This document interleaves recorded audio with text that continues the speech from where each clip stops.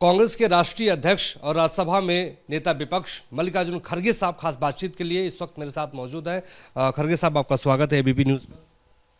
मेरा पहला सवाल आपसे यही है कि आज संविधान दिवस है और आप लोग खासतौर पे विपक्ष के जो नेता हैं और कार्यकर्ता हैं वो सड़क पर उतर के संविधान बचाओ मार्च निकाल रहे हैं, कैसे देखते हैं? देखिए, हम संविधान का इतना सम्मान करते हैं और संविधान के बारे में और उस संविधान को बचाने के लिए हम लोग सड़क पे भी उतरे और संविधान लेकर पूरे देश में लोगों को जागृत करने का काम भी हमने किया। खासकर राहुल गांधी जी ने संविधान लेकर पूरे देश में घूमा, जनजागृति की और उसके वजह से ही लोगों को मालूम हुआ कि संविधान किसने बनाया। और डॉक्टर बाबा साहब अम्बेडकर जी जो संविधान के ड्राफ्टिंग कमेटी के अध्यक्ष थे और संविधान उन्होंने गरीबों के लिए बनाया, पिछड़ों के लिए बनाया और इस देश के हर नागरिक के लिए बनाया। 140 करोड़ जनता के हित में उन्होंने संविधान बनाया, लेकिन आज उस संविधान के धज्जे उड़ रहे हैं और सरकार एक तरफ संविधान दिवस मनाने की कोशिश करती है, दूसरे तरफ उसी संविधान का अपमान करती है। और खास करके जो दलित है, पिछड़े हैं, आदिवासीज है, माइनॉरिटीज़ है और युवा है जिनको आज एम्प्लॉयमेंट नहीं और रिजर्वेशन का भी इश्यू है और वो रिजर्वेशन भी आज उनको नहीं मिल रहा है, गरीबों को। तो ऐसे काम संविधान के विरोध कर रहे हैं, फिर ऊपर से बोलते हैं कि संविधान की रक्षा हम कर। ये सब झूठ है, ये सब केवल दिखावा है। संविधान को जलाने वाले, संविधान के जगह मनुस्मृति को लाने वाले ये लोग आज ऐसी बातें बना रहे हैं कि वही संविधान बनाए हैं और वही उसको अनुष्ठान में ला रहे हैं। खड़गे साहब, आप लोग एसआईआर पे जो है लगातार चुनाव आयोग की आलोचना कर रहे हैं। राहुल गांधी ने हरियाणा का खुलासा किया, उन्होंने बेंगलोर की कई कॉन्स्टिट्यूंसीज को लेकर खुलासा किया है। एसआईआर पे आप लोग एक रैली भी करने जा रहे हैं, इसी दौरान कई बीएलओज की मौत हो रही है। उत्तर प्रदेश की बात कर लें, पश्चिम बंगाल की बात कर लें, इसको आप किस तरीके से देखते हैं? देखो, ये एक तरफ एसआईआर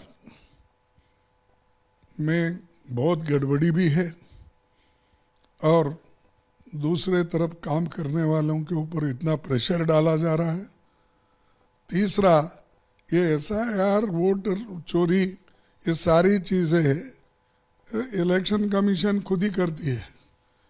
और आज मैं ये कहने में हिचकिचाता नहीं, अरे इलेक्शन कमीशन खुद वोटर लिस्ट तैयार करना चाहिए, गलतियां सुधारना चाहिए और जो जिनके वोट्स नहीं हैं उनके वोट्स के उनके पास जाकर प्रूफ के साथ उनको वोटर लिस्ट में डालना चाहिए।